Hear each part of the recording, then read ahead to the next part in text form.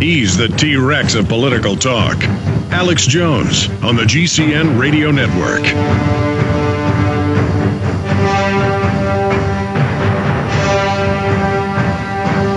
With us 5-10 minutes into the next hour with his monthly visit is Mike Rivero, fellow talk show host here on Genesis. We're going to go to him in one moment to get into the flu, his perspective on that. Always enjoy getting his interesting take on things, very well informed. And we've got William Lewis, Gary Franchi later in the next hour joining us. How the Hardin, Montana, with the biggest developments yet coming out on this, how that ties into their film Camp FEMA. That's going to be very, very informative. And we'll continue with open phones in the fourth hour today. There is a key story up on prisonplanet.com that I worked on with Paul Watson. It's doctors concerned flu miss vaccine could spread live H1N1 virus. Now, people, the COINTELPRO, always accuse me of exaggerating or trying to scare people. No, it's actually much scarier. If you read what the Mayo Clinic said and all these other mainstream documents and the inserts and what Fox News is even saying, no, they admit it will spread the virus. And it's a live virus, and it will mutate, and some will be weaker, some will be stronger. So, see, Watson gave that a weak headline. 9 times out of 10 we do. It's worse than this headline. But this article's got all the facts. It needs to be gotten out. Doctors concerned flu miss vaccine could spread live H1N1 virus. With 60% of U.S. population at risk, is swine flu nasal spray a pandemic waiting to happen? Now, Mike got cut off. I promised to go to Mike, a listener from Tennessee, about neighbors like it's a rock star, it's a fad, or, ooh, they're getting it. Oh, yeah, and when your kids get brain damaged, it's like a fad. You know, for the breast cancer, a fad for the autism, or a fad for, you know, third of the kids in my neighborhood are dying of cancer. You know, people in my office that I know are dying of cancer. Their girlfriends are dying of cancer. Rob Dew's 30-something-year-old friend, been in a band with him for 10 years. She just died of cancer last week. Just, you know, but we have meetings about it. We talk about it, and we make it all fancy and fun. And how about we stop taking their shots? See, because it's not my opinion they're putting cancer viruses in the vaccine. They said they'd do it. It's in the government documents. It's in EcoScience. They're poisoning our water. I mean, look, the reason they're getting away with this is the horror factor. No one can deal with that. It's hard for me to deal with that they're doing this. The only reason they don't kill me is because they know I'm telling an extremely accurate representation of what's really going on. I'm not perfect, but I got a good picture on me. My scope's got them in the sights. And they sure don't want to kill me and make a big example out of it, folks, because I'm dead on with what they're doing because I read their textbooks. Let me tell you, I mean, I spend hours every day researching what I talk about here. And let me tell you, there's no going back once you know this. Then you can't even hate the cops when they violate the First Amendment and say no protest allowed in D.C. or Pittsburgh and beat women in the head and have police dogs attack women. You don't like them. You're angry at them. You think they're thugs. But you know, those idiots are drinking sodium fluoride water. They're taking vaccines. Their kids are taking it. You want to save them. You want to stop fighting with them and reach out to them and splash some cold water in their face psychologically and say, look at what we're saying. Live flu virus is the first vaccine they're putting out, admitting it will spread the real flu. Then it creates all this fear that everybody gets the shot. It's hidden in plain view. I'm going to get Mike Rivero's take on that in a moment, but I promise to go to Mike in Tennessee. Mike, finish the point you were trying to make. Go ahead. Well, real quick, this lady that I spoke to today, she was talking, she's always shot, and she can't wait to get her child the swine flu shot. Talked about she wanted her child, she always gets her child everything, anything they say that she needs. She's the first one in line to get it as though it's somewhat like an accessory, a purse, a new pair of shoes or something. And today in this one of the dying papers around the country, the Commercial Appeal, the article in here talks about the lady who tilted her head back, the first person in the country to get the swine flu sniffer, says she tilted her head back and sniffed hard and became the first American to be given the H1N1 flu vaccine. And then real quick, and I know you got to go, on the inner section, buried in the paper, the part that you probably wouldn't read unless you're like me and you read every bit of this, it says, workers at Lebanon who received the vaccine Monday had to sign a consent form and were given a CDC card proving they were given the drug. Yes, CDC card to prove it.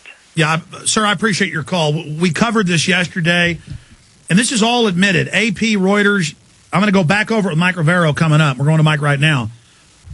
They admit that it's a live virus, that the perfect place for it to breed and mutate is the nasal passages and the mucous membranes of the sinus.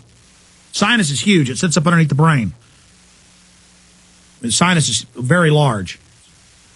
But the point is, in fact, maybe we should pull up a Google image of the sinus and let people see, how it sits behind the nose right underneath the brain. They pump it in there, it breeds, and then they admit that no H1N1 trials were done. I have those headlines that the trial is the people being given the live mutating virus. It's so huge, it's so obvious, it's so out in the open, and now it's going to spread everywhere. People kept saying, this is very weak, this isn't killing hardly anybody. This is, on the scale, much weaker than the regular seasonal flu. Why all the fear? Because they're going to spread it and mutate it. Let's go to Mike Rivero. Mike, what do you think about what's happening?